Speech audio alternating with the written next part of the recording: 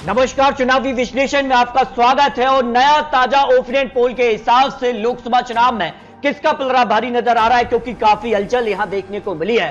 बिहार, झारखंड से लेकर उत्तर प्रदेश और यहां पर महाराष्ट्र में काफी हलचल बढ़ चुकी है। और 29 राज्यों का जो ओपिनियन पोल है उसके हिसाब से क्या कुछ आंकड़ा बनेगा 2024 में मोदी या महागठबंधन, कौन बनेगा प्रधानमंत्री, इसको लेकर महत्वपूर्ण आंकड़े, क्योंकि बिहार में काफी बदलाव देखने को मिला है। नीतीश कुमार एक बार फिर से बीजेपी के साथ आ चुके हैं, तो कितना फायदा कितना नुकसान होगा, क्या नीतीश कुमार को बड़ा फायदा मिलेगा, किसे फायदा होने जा रहा है, इसको लेकर संपूर्ण विश्लेषण। इसके अलावा माना जा रहा है कि यहाँ पर आरजेडी बड़ा खेला कभी भी कर सकती है, क्योंकि 12 तारीख को यहाँ फ्लोर टेस्ट होगा, उसके बाद क्या कुछ आंकड़ा बन सकता है। जबकि बात की जाए, बड़ी खबर सामने आ रही, चंडीगढ़ मेयर चुनाव में जिस कार का यह रिजल्ट रहा था, 20 वोट होने के बाद भी आम आदमी पार्टी चुनाव हार गई और बीजेपी यहाँ पर 16 वोटों से चुनाव जीत गए। उसके बाद कहीं ना कहीं अब सुप्रीम कोर्ट ने बड़ा निर्णय लिया है, तो काउंटिंग में धांधली यहाँ पर देखने को मिली है। लोकतंत्र से इस तरह से बड़ा खेला हुआ है, तो माना जा रहा है कि यहाँ पर जो है मामला पूरी तरह से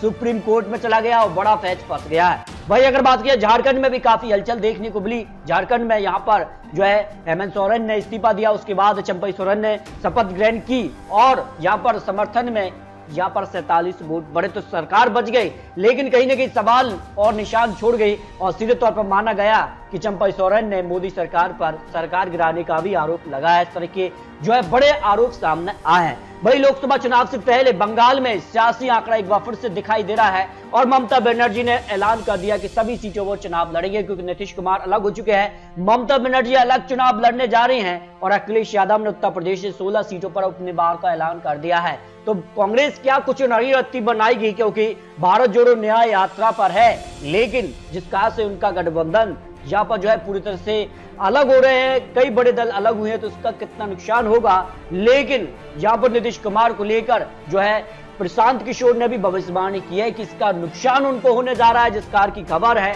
उस हिसाब से नीतीश कुमार 5 सीटों से भी कम आंकड़ों पर सिमट जाएंगे। यह चुनाव को लेकर यहाँ पर प्रशांत किशोर की जो भविष्यवाणी रही है, तो क्या कुछ आंकड़ा होगा। लोकसभा चुनाव से पहले सीट शेयरिंग को लेकर भी अब तनाव बढ़ चुका है, तो सवाल वही 2024 में मोदी या महागठबंधन, किसका है पलड़ा भारी, क्योंकि अपने रणनीति तैयार की जा रही है 2024 के लिए। अपने अपने तरीके से यहाँ पर पार्टी को आगे बढ़ा रहे हैं और बड़े बड़े ऐलान भी यहाँ पर देखने को मिल रहे हैं।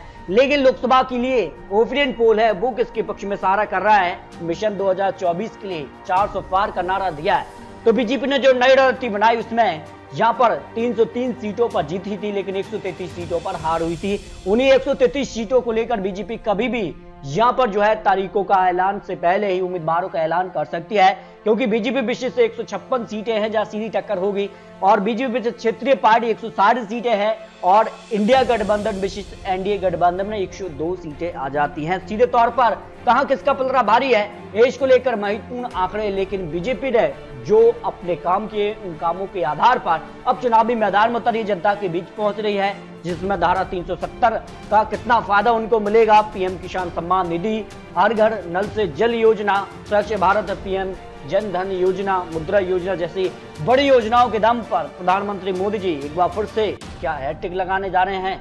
तो पीएम आवास योजना, पीएम उज्ज्वला योजना, पीएम जन आरोग्य योजना तहत कई योजनाएं रही हैं। लेकिन बात की जा रही जिस कहा से गठबंधन में फूट हुई है, क्या उसका नुकसान होगा या फिर फायदा होगा।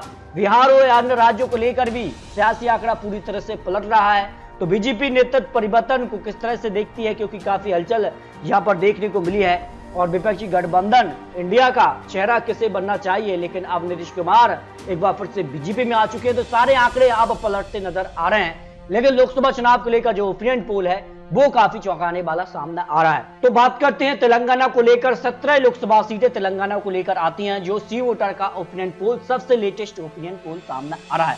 उस हिसाब से अगर बात की जाए तो यहाँ बीजेपी को 21% वोट शेयर मिल सकता है, कांग्रेस पार्टी को 38% वोट शेयर, बीआरएस पार्टी को 33 और अन्य के पक्ष में 8% वोट शेयर जा रहा है। आपको बता दें कि विधानसभा चुनाव में कांग्रेस ने यहाँ सरकार बना ली है, उसका फायदा लोकसभा चुनाव में उनको मिल सकता है। बीजेपी को 1 से 3 सीटें मिल सकती हैं। 2019 में 4 सीटों पर जीत मिली थी, लेकिन कांग्रेस पार्टी 3 सीटों पर रही थी, लेकिन इस बार 9 से 11 सीटें सीधे तौर पर फायदा कांग्रेस पार्टी को मिल रहा है। बीआरएस पार्टी को यहाँ पर 3 से 8 सीट यानी जबरदस्त नुकसान बीआरएस को दिखा रहा है। और अन्य के पक्ष में 1 से 2 सीटों का अनुमान दिखाई दे रहा है। कांग्रेस को तेलंगाना में बढ़त देखने को मिल सकती है। कर्नाटक में भी कांग्रेस ने सरकार बनाई है और यहाँ पर 28 लोकसभा सीटें आती हैं। आपको बता दें कि यहाँ पर बीजेपी प्लस जेडीएस का यहाँ पर गठबंधन हो चुका है, उसका फायदा उनको मिल रहा है। 52% वोट शेयर कांग्रेस को 43 और उनके पक्ष में 5% वोट शेयर जा रहा है। सीटों की बात की जाए तो 22 से 24 सीटों पर भारतीय जनता पार्टी और यहाँ पर कांग्रेस को 4 से 6 सीट ही मिल रही है। यानी सीधे तौर पर भारतीय जनता पार्टी 2019 की ही तरह यहाँ कर्नाटक में आंकड़े जुटा रही है। यानी ज्यादा फायदा यहाँ पर कांग्रेस को नहीं मिल रहा है। विधानसभा चुनाव में उनकी सरकार है, लेकिन इसके बावजूद भारतीय जनता पार्टी यहाँ पर ज्यादा सीटें हासिल कर रही है। छत्तीसगढ़ में यहाँ भारतीय जनता पार्टी ने सरकार बना ली है, उसका फायदा कितना मिलने जा रहा है? 11 लोकसभा सीटें यहाँ से आती हैं। भाजपा को यहाँ पर करीब 55% वोट शेयर मिल सकता है, कांग्रेस पार्टी को 37%, अन्य के पक्ष में 8% वोट शेयर जा रहा है। और अगर बात की जाए सीटों की तो 9 से 11 सीटें कांग्रेस को 0 से 2 सीट, अन्य के पक्ष में 0 सीट दिखाई दे रही है। छत्तीसगढ़ में विधानसभा चुनाव का फायदा भारतीय जनता पार्टी को लोकसभा चुनाव में मिल सकता है। जबकि राजस्थान की अगर बात की जाए तो राजस्थान में भी बीजेपी ने यहाँ विधानसभा चुनाव में सरकार बना ली है, उसका फायदा लोकसभा चुनाव में कितना मिल रहा है? जो अनुमान सामने आ रहा है 25 लोकसभा सीटें आती है, तो 23 से 25 सीटों पर भारतीय जनता पार्टी को जीत मिल सकती है। कांग्रेस पार्टी को 0 से 2 सीटों की ही बढ़त यहाँ पर देखने को मिल रही है। जबकि पंजाब की अगर बात की जाए तो पंजाब से 13 लोकसभा सीटें आती है। पंजाब में आम आदमी पार्टी की विधानसभा चुनाव में सरकार है और ऐसे में अगर बात की जाए तो सीधे तौर पर कांग्रेस पार्टी को करीब यहाँ पर 27% वोट शेयर, बीजेपी को 16%, आम आदमी पार्टी को 25%, शिरोमणि अकाली दल के लिए 14%, यानी कि पक्ष में 18% वोट शेयर जा रहा है। लेकिन माना जा रहा है कि कांग्रेस और आम आदमी पार्टी यहाँ पर गठबंधन के साथ चुनाव लड़ेगी तो अकाली दल और बीजेपी का एक बार फिर से गठबंधन हो सकता है। लेकिन जो अनुमान है ओपिनियन पोल के हिसाब से बीजेपी को 0 से 2 सीट यानी 0 सीट भी बीजेपी की रह सकती है। कांग्रेस पार्टी को 5 से 7 सीट और आम आदमी पार्टी को भी 4 से 6 सीट, यानी सीधे तौर पर आम आदमी पार्टी और यहाँ पर कांग्रेस का ही पलड़ा भारी पंजाब में नजर आ रहा है। यहाँ पर शिरोमणि अकाली दल के लिए 0 से 2 सीट, अन्य के पक्ष में 0 सीट की संभावना, यानी पंजाब में करीब 12 सीटों पर इंडिया गठबंधन को जीत मिल सकती है। जबकि अगर बात किया महाराष्ट्र को लेकर तो महाराष्ट्र में भी काफी हलचल देखने को मिली है। महाराष्ट्र में अब एनडीए विशेष महाविकास आघाड़ी की सीधी टक्कर में कौन आगे दिखाई दे रहा है, क्योंकि 2019 में यहाँ पर एनडीए के साथ शिवसेना उद्धव उठते, लेकिन इस बार यहाँ पर शिवसेना 2 धड़ में बढ़ गई, एक धड़ यहाँ पर एनडीए तो एक धड़ यहाँ पर महाविकास आघाड़ी में है। फिलहाल अगर बात की जाए 48 सीटों के वोट शेयर में यहाँ पर एनडीए को 37% वोट शेयर, जबकि महाविकास आघाड़ी को 41%, अन्य के पक्ष में 22% वोट शेयर जा रहा है। उस हिसाब से 19 से 21 सीटों पर एनडीए, जबकि महाविकास आघाड़ी को 26 से 28 सीट, यानी यहाँ पर सीधे तौर पर महागठबंधन को जबरदस्त फायदा महाराष्ट्र में मिल रहा है। जबकि एनडीए को यहाँ पर 41 सीटें मिली 2019 के दौरान, उस हिसाब से करीब 20 सीटों का नुकसान दिखाई दे रहा है और अन्य के पक्ष में 0 से 2 सीट की संभावना सी वोटर ओपिनियन पोल ने लगाई है। जबकि बिहार को लेकर बात की जाए तो बिहार में भी एक बार फिर से सरकार पलट चुकी है और अब नीतीश कुमार एनडीए के साथ आ चुके हैं और एनडीए की सरकार यहाँ पर बिहार में एक बार फिर से बन चुकी है। लेकिन अगर बात की जाए लोकसभा चुनाव को लेकर जो महत्वपूर्ण आंकड़े, उसमें 40 लोकसभा सीटें आती हैं और एनडीए को अभी भी 39% वोट शेयर और महागठबंधन को 43% वोट शेयर। लेकिन माना जा रहा है कि एनडीए का वोट शेयर अब बढ़ेगा क्योंकि नीतीश कुमार अब एनडीए में आ चुके हैं। लेकिन सीटों में कितना असर देखने को मिलेगा, फिलहाल अगर बात की जाए तो माना जा रहा है कि कई जो राजनीतिक विश्लेषण उनका मानना है कि नीतीश कुमार की इस तरह से यहाँ पर पलटने से कहीं ना कहीं नीतीश कुमार की पार्टी को नुकसान होने जा रहा है और एनडीए को यहाँ पर अपनी सीटें जो 16 से 18 सीटें हैं वो यहाँ पर एनडीए को मिल रही है। लेकिन नीतीश कुमार कितनी सीटें बचा पाएंगे, माना जा रहा है कि कम से कम 5 सीट ही उनके आसपास दिखाई दे रही हैं और ऐसे में सीट शेयरिंग भी महत्वपूर्ण हो जाती है क्योंकि एनडीए के लिए यहाँ पर जो है जिसमें नीतीश कुमार, चिराग पासवान और यहाँ पर भारतीय जनता पार्टी नीतीश कुमार को सीट शेयरिंग भी महत्वपूर्ण हो जाती है। फिलहाल अगर बात की जाए तो महागठबंधन का ही पलड़ा भारी 21 से 23 सीट तक पहुंच सकते हैं। एनडीए कितनी सीटें और प्लस कर पाएगी नीतीश कुमार की, वो महत्वपूर्ण होती है। लेकिन 2019 के मुकाबले बिहार में यहाँ पर नुकसान दिखाई दे रहा है। नीतीश कुमार को जबरदस्त नुकसान देखने को मिलेगा विधानसभा चुनाव और लोकसभा चुनाव के दौरान, जो अनुमान सामने आ रहा है। जबकि उत्तर प्रदेश की अगर बात की जाए उत्तर प्रदेश से भी 80 लोकसभा सीटें आती हैं और यहाँ पर एनडीए को यहाँ पर जो है 73 से 75 सीटें मिल सकती हैं। कांग्रेस प्लस समाजवादी पार्टी को 4 से 6 सीट, बीएसपी को 0 से 2 सीट, अन्य के पक्ष में 0 सीट जा रही है। यानी उत्तर प्रदेश में भारतीय जनता पार्टी को जबरदस्त फायदा मिल रहा है। और यहाँ पर बात की जाए तो जो आंकड़ा 2019 में था 64 सीट, उससे पार यानी प्लस 10 सीटें भारतीय जनता पार्टी उत्तर प्रदेश में कर सकती है। लेकिन जो टारगेट है सभी 80 सीटें जीतने के लिए फिलहाल उस आंकड़े से काफी पीछे नजर आ रहे हैं। बात की जाए अगर रीजन बाई आंकड़ों में, तो यहाँ पर जो है पश्चिम भारत रीजन से 78 सीटें आती हैं और यहाँ एनडीए को 45 से 55 सीट, इंडिया गठबंधन को 25 से 35 और आने के पक्ष में 0 से 5 सीटें जा सकती हैं। उत्तर भारत रीजन से अगर बात की जाए तो लोकसभा चुनाव को लेकर महत्वपूर्ण विश्लेषण है।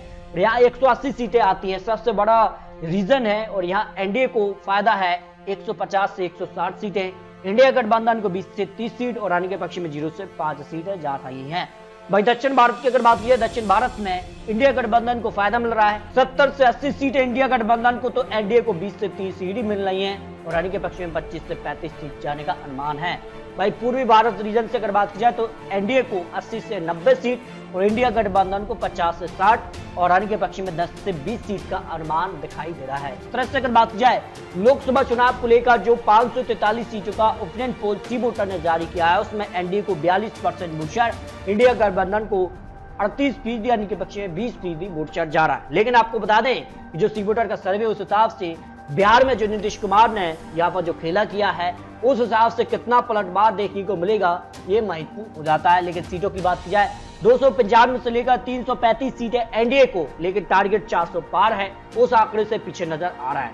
इंडिया गठबंधन 165 से लेकर 205 सीटें और बहुमत का जो आंकड़ा 272 है उससे पीछे नजर आ रहा है। भाई अन्य की बात की जाए तो 35 से 65 सीटें जा रही हैं जो सी वोटर का ओपिनियन पोल सामने आ रहा है। लेकिन इस कार का अब यहाँ पर सियासी जो हलचल है उससे कितना फर्क पड़ने जा रहा है और सीट शेयरिंग से कितना असर देखने को मिलेगा। और इंडिया गठबंधन में मायावती जी की अगर बात की जाए तो वो शामिल नहीं हुए हैं। अखिलेश यादव यहाँ पर उत्तर प्रदेश में चुनाव लड़ने का फैसला कर चुके हैं और यहाँ पर बात की जाए तो यहाँ पर ममता बनर्जी ने या पश्चिम बंगाल से भी चुनाव का ऐलान कर दिया, नीतीश कुमार अलग हो चुके हैं। तो ऐसे में इंडिया गठबंधन को कितना नुकसान और कांग्रेस अपने दम पर चुनाव लड़ती है तो क्या वो बहुमत का आंकड़ा हासिल कर पाएगी, तो एनडीए क्या 400 पार सीटें पार जा पाएगा, ये काफी महत्वपूर्ण बन जाता है। तो दोस्तों आपको क्या लगता है 543 सीटों के लिए आपको बता दें ये चुनावी आंकड़े, चुनावी अनुमान है।